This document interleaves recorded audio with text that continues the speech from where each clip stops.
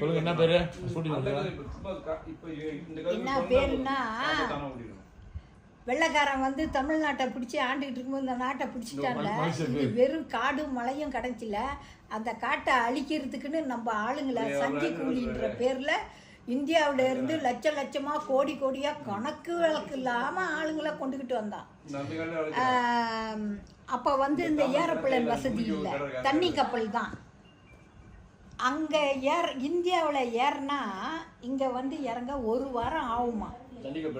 அந்த மாதிரி கப்பல்ல வந்து எல்லாம் இந்த கப்பலை விட்டு இறங்கி